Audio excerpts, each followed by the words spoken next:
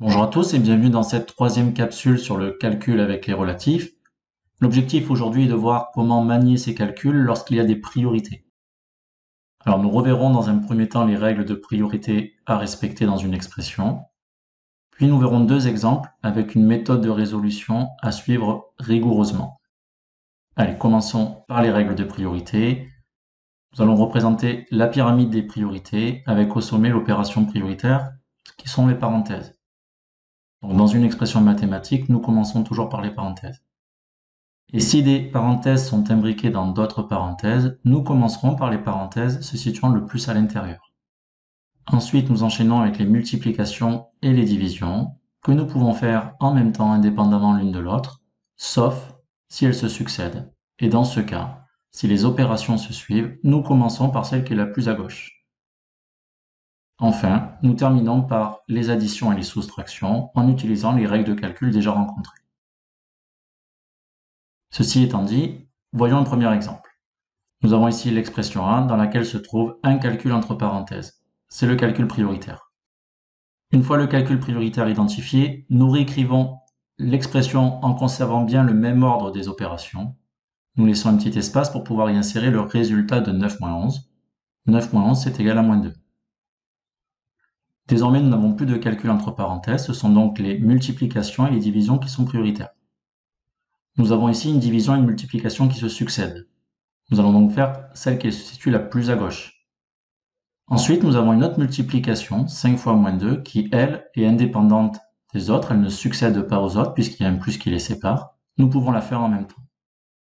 Nous réécrivons l'expression A en laissant les espaces pour les calculs prioritaires. On conserve bien l'ordre des opérations. Alors, moins 6 divisé par moins 2. Le quotient de deux nombres négatifs donne un nombre positif, et 6 divisé par 2 est égal à 3.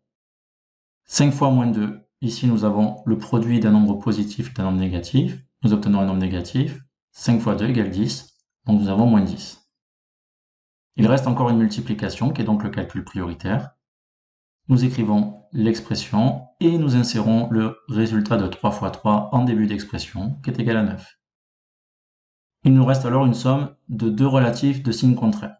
Ici, le résultat sera négatif puisque la partie numérique 10 est plus grande que 9. Et nous faisons la différence 10 moins 9 qui est égale à 1. Nous trouvons donc le résultat moins 1. Nous passons au deuxième exemple avec l'expression B. Nous allons devoir faire les opérations se situant dans les crochets. Et dans les crochets, nous avons un couple de parenthèses qui va donc être prioritaire. Nous réécrivons l'expression à l'identique. On laisse une place libre pour le résultat de 3 plus 7. Qui est égal à 10. Il n'y a plus de parenthèses dans les crochets, nous pouvons donc passer aux multiplications et divisions. Ces opérations ici se succèdent, donc nous allons commencer par celle qui est située la plus à gauche. Nous réécrivons l'expression, nous laissons une place pour écrire le résultat de 10 divisé par 5, qui est égal à 2. Désormais, dans les crochets, c'est la multiplication qui est prioritaire. Nous pouvons ici prendre le signe moins 2 pour le premier facteur, que nous multiplions avec moins 2 pour le second facteur. Donc nous réécrivons l'expression, et le produit de deux nombres négatifs donne un nombre positif, 2 fois 2 est égal à 4, nous pouvons écrire plus 4. Il reste un calcul entre crochets, nous terminons par ce calcul, nous réécrivons encore une fois l'expression, et 1 plus 4 est égal à 5. Ça y est, nous n'avons plus de parenthèses, nous pouvons donc passer à la multiplication qui est prioritaire. Nous réécrivons l'expression, 7 moins, le résultat de 2 fois 5 c'est 10, donc 7 moins 10. Et nous terminons donc par cette soustraction, 7 moins 10, qui est égal à moins 3. Voilà, cette troisième capsule sur les calculs avec les relatifs est à présent terminée. Tu as pu voir les règles de priorité à respecter rigoureusement pour calculer une expression. Je te conseille de t'entraîner pour bien maîtriser cette méthode.